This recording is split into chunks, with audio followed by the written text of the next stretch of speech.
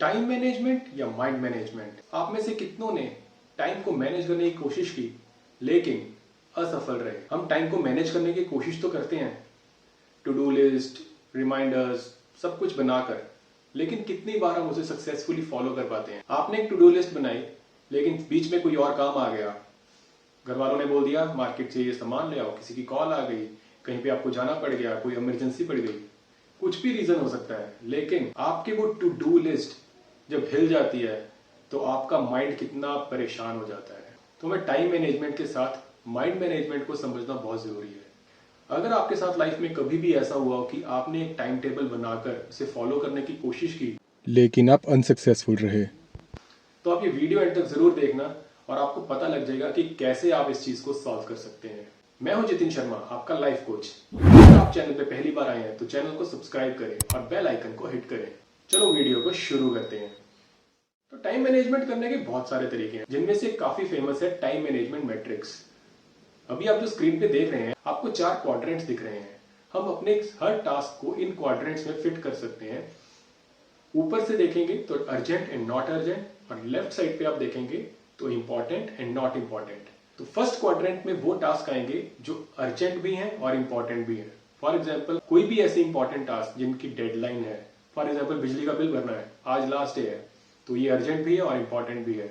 आपके घर में किसी की तबीयत खराब होगी, इमरजेंसी में आपको कहीं जाना पड़ा, तो अर्जेंट भी है, इंपॉर्टेंट भी है। जितने भी क्वाड्रेंट 1 के टास्क होंगे, आपको इनके ऊपर एक्ट करने की जरूरत नहीं होगी, ये खुद ही आपके ऊपर एक्ट करेंगे।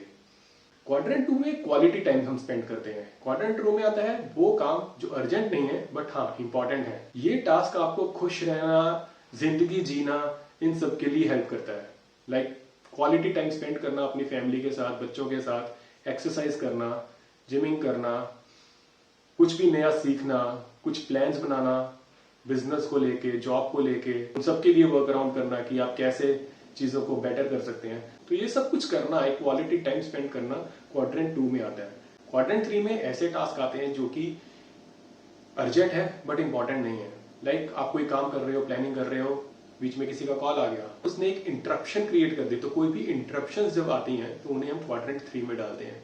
आपको वहां पे देखना होगा क्या आप उसको डेलीगेट कर सकते हो या बाद में कर सकते हो, अकॉर्डिंगली आप उसे प्लान कर सकते हो। अगर वो इंपॉर्टेंट कॉल है, अगर आप ऑफिस में हो और आपके बॉस की कॉल आ गई, तो वो क्वाड्रेंट 1 में आ जाएगा। तो क्वाड्रेंट 1 और क्वाड्रेंट 3 बहुत ट्रिकी होता है इसको आइडेंटिफाई करना कि क्या काम आपके लिए इंपॉर्टेंट है या नहीं है। तो उसको एक लिस्ट डाउन करना is very important for you. Quadrant 4 में आ जाता है total waste of time. Social media पे टाइम वेस्ट करना, रील्स देखना एंटरटेनमेंट के लिए, मूवीज देखना एंटरटेनमेंट के लिए विदाउट पर्पस। अगर आप वहां से कुछ सीख रहे हैं, you are learning something out of it, तो डेफिनेटली आप वहां पे क्वालिटी टाइम स्पेंड कर रहे हैं। बट अगर वो एंटरटेनमेंट के लिए है तो ठीक है, हाँ वो लिमिटेड होना चाहिए, बट अगर वो लिमिट से ज्यादा जा रहा है तो उसको बिल्कुल भी खत्म नहीं कर देना है। वहां पे आप अपने डेडिकेटेडली टाइम स्पेंड करो। ठीक है मैं दिन में आधा घंटा 1 घंटा इसके ऊपर टाइम वेस्ट करूंगा, बट वो आप डेलिबरेटली कर रहे हो, उसके अलावा नहीं करना। उसको ऐसे मैनेज करोगे तो इजीली वो आपके ऊपर हावी भी नहीं होगा। बट द क्वेश्चन रिमेन्स कि ये टाइम मैनेजमेंट क्वाड्रेंट बनाने के बाद भी क्या आप इसे सक्सेसफुली फॉलो कर पाओगे? अगर आप कोई प्लानिंग कर रहे हो और कुछ ऐसा इंपॉर्टेंट और अर्जेंट टास्क आ गया और आपके दिमाग की धज्जियां उड़ गई कि अब क्या करूं, हमें माइंड को मैनेज करना आना चाहिए। टाइम मैनेजमेंट से टाइम ऑप्टिमाइज होता है, लेकिन माइंड मैनेजमेंट से क्रिएटिविटी ऑप्टिमाइज होती है। तो माइंड मैनेजमेंट डेवलप की जा सकती है सिर्फ प्रैक्टिस के साथ। आपको डेली बेसिस पे अपने माइंड को देखना पड़ता है कि कैसे आपका माइंड काम कर रहा है, कब आपकी एनर्जीज हाई होती हैं, कब आपकी एनर्जीज लो होती हैं। आपने नोटिस किया होगा बहुत बार ऐसा होता है कि कोई भी काम करने के लिए आपके पास टाइम तो होता है लेकिन एनर्जी नहीं होती। उस वजह से आप उस काम को पोस्टपोन कर देते हो। लेकिन जब आपके पास एनर्जी होती है तो वही काम आप बहुत जल्दी कर देते हो, बहुत इजीली कर देते हो। तो आपको ये समझना होगा कि mind management is very important. आपकी पूरे दिन में एनर्जी सेम नहीं रहती है, पूरे दिन एनर्जी लेवल्स ऊपर नीचे होते हैं एंड हर इंसान के एनर्जी लेवल्स वेरी करते हैं।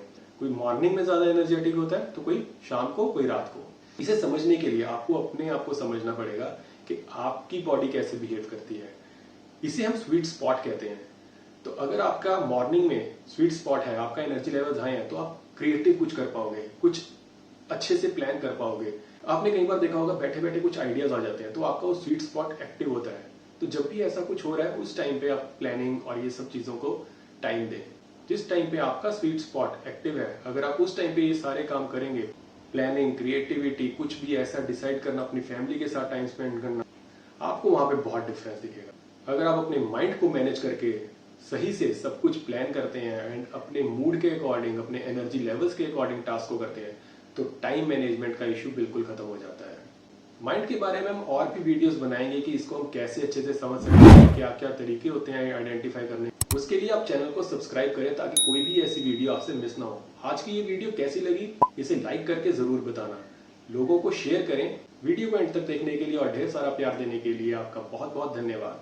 तो मिलते हैं अगली वीडियो में, तब तक के लिए गुड बाय।